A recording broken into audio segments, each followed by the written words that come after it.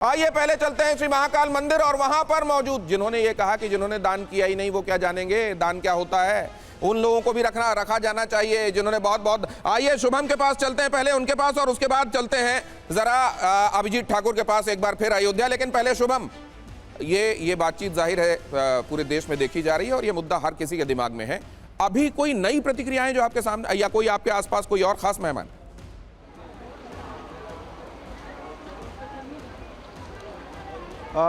देखिए दिनेश, फिलहाल यहाँ पर जानकारी ज़रूर सामने आई है कि महाकाल मंदिर में कुल 142 करोड़ रुपए का चढ़ावा आया है और यहाँ पर भी व्यवस्थाएं, चूँकि हर मंदिर में हम देख रहे हैं कि ज़्यादा निगरानी बढ़ गई है और महाकाल मंदिर में भी अब सारी की सारी चीज़ें, चूँकि खुद मुख्यमंत्री मोहन यादव यहाँ से आते हैं तो यहाँ पर किसी तरह की कोई दिक्कत ना हो, इस तरह की कोई शिकायत सामने ना आए। मॉनिटरिंग बढ़ गई है।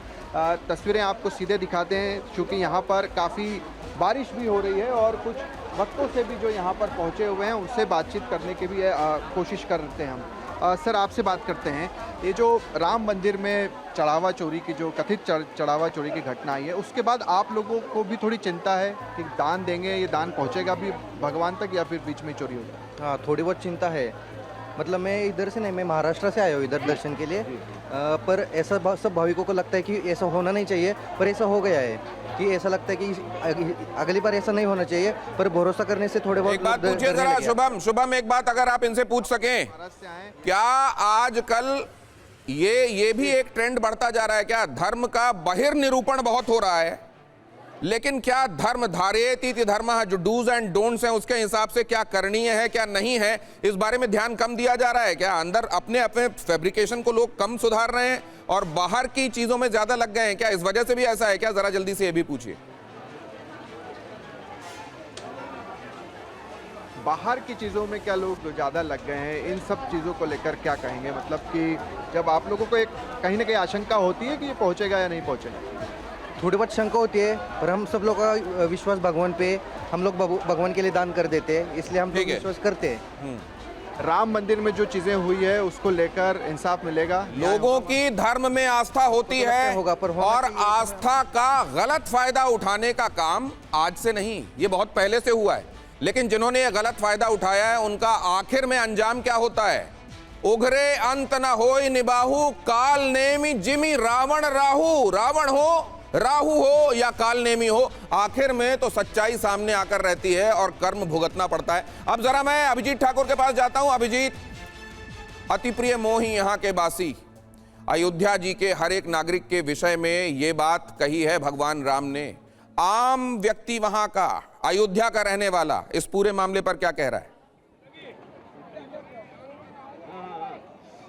देखिए दिनेश, अयोध्या में तो हर गली हर चौराहे पर इस वक्त यही चर्चा का विषय बना हुआ है कि राम मंदिर में चढ़ावा चोरी आखिर कितने समय से चल रहा था और कितनी चोरी हो रही थी। आम लोगों के बीच जब हम जाते हैं, बातचीत करते हैं, तो वो भी अपनी भावनाएं व्यक्त करते हैं, साथ साथ ये भी बताते हैं कि अपने लोगों को सेट करने का जो एक ट्रेंड चल रहा था ट्रस्ट में, कहीं ना कहीं उसके बाद ही ये प्रक्रिया, ये चीज़ें जो है वो शुरू हुई। और आज जो वरिष्ठ लोग हैं यहाँ पर, ट्रस्टी हैं, वो आरोपों में घिरे हुए हैं। तो कहीं ना कहीं ये कारण यही है कि उन्होंने जो लोग रखे शायद उसमें उन्होंने करीबी को प्राथमिकता दी। आप देख सकते हैं कि तमाम लोग इस वक्त हमारे साथ जुड़े हुए हैं। यहाँ पर श्रद्धालु हैं जो कि दर्शन करने के बाद बाहर निकले हैं, लेकिन आहत हर व्यक्ति यहाँ पर अपने आप को महसूस जरूर करता है। बातचीत हम करेंगे। कहाँ से आए हैं दर्शन करने? हम कटनी से आए हैं, मध्य प्रदेश। जब आप ये सुनते हैं कि राम मंदिर में चढ़ावे की चोरी हो रही है, इस तरह के आरोप लग रहे हैं, जांच चल रही है, पूछताछ लोगों से हो रहा है, वो भी वैसे लोग जो ट्रस्ट में जुड़े हुए हैं, ट्रस्टी हैं, क्या हम लोगों को बहुत दुख लगता है ऐसे कि हम लोग बहुत श्रद्धा से आते हैं, यहाँ पर चढ़ाते हैं और उस पैसे का दुरुपयोग होता है। मतलब कि कुछ चुरा ले जाता है, कुछ ले जाता है, बहुत खराब लगता है। आप लोग भी कुछ कहना चाह रहे हैं, मैं देख रहा हूँ।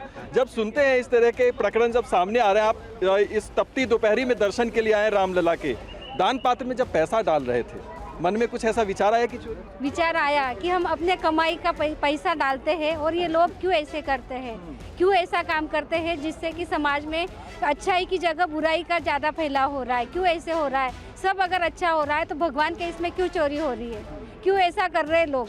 जो भगवान की पूजा करवाते हैं वो लोग क्यों ऐसा करने को हम लोगों को सोचने में डालते हैं कि क्यों हम भगवान से दूर से ही हाथ जोड़ के ही बोले कि भगवान बस अब हमें अच्छा आशीर्वाद आप दीजिए। जहाँ पे हमें विश्वास है कि भगवान सबको अच्छा आशीर्वाद देते हैं और हम वहाँ पे चढ़ावा लगाते हैं, तो वो चढ़ावे के लिए ऐसा क्यों हो रहा है? आप लोग जब जा रहे थे मंदिर में दर्शन करने के लिए, ये खबरें इतनी चल रही हैं, पूरा देश आज की तारीख में जो है इस बात को लेकर काफ़ी दुखी है। क्या सोच रहे थे आप जब राम मंदिर के अंदर दर्शन करने गए? तो हम जब जाते हैं, जैसे बेसिकली यूथ वगैरह वो चढ़ावा देते श्रद्धा से वगैरह, हमारी ये कमाई से जो बहुत लिमिटेड वगैरह होती है, और ऐसा कुछ होता है तो मन में दुख तो होता ही है कि ये गलत है वगैरह। ये बहुत बड़ी बात है, होना चाहिए। ऐसा सबसे कुछ बड़ी होता बात है ये है कि एक्शन की बात हो रही है, अभी तक FIR दर्ज नहीं होता की है। गिरफ्तारी। सबसे बड़ा सवाल यही है, वो आपको बाबा भारती की कहानी भी याद होगी, जहां बाबा भारती ने कहा था घोड़ा ले जा रहे हो लेकिन ये किसी को बताना मत, वरना लोगों का भरोसा हिल जाएगा। भरोसा, भगवान भी तो भरोसा ही है। बड़े सिद्ध पुरुषों को दर्शन हुए होंगे, बाकी तो भरोसे पे ही भगवान को भी माना जाता है। तो जिन्होंने भरोसे के साथ ये खिलवाड़ किया है, उन्होंने भगवान के साथ, आस्था के साथ ये खिलवाड़ किया है। प्रभा देवी चलते हैं मुंबई, जयप्रकाश मौजूद है वहां। आपसे कुछ देर पहले वहां जो ट्रस्ट से जुड़े हुए व्यक्ति थे, उन्होंने ये बताया कि किस तरीके से भगवान पर चढ़ा हुआ जो चढ़ावा है, गणेश भगवान को वहां बहुत कुछ लोग भक्त उनके चढ़ाकर जाते हैं, न्योछावर करके जाते हैं, उसको लगाया जाता है परोपकार में, किसानों की मदद में, धर्मार्थ लगाया जाता है, परोपकार के लिए लगाया जाता है। एक बात मैं वहां समझना चाहता हूं, क्या ये लोगों की निगाह में ये भी है कि ऐसा हो सकता है कि उनको पता ना रहा हो और उसमें गलती, कई लोग होते हैं ना अपने गलत को भी जस्टिफाई करने के लिए कोई ना कोई बहाना के, जैसे एक साहब मिले, उन्होंने कहा राम की चिड़िया राम का खेत, खारी चिड़िया भर भर पेट। क्या आपको ये लगता है कि कई ये इसमें गफलत की और अपने आप को समझा लेने की भी बात है किसी तरह का अपराध करने के बाद? जयप्रकाश।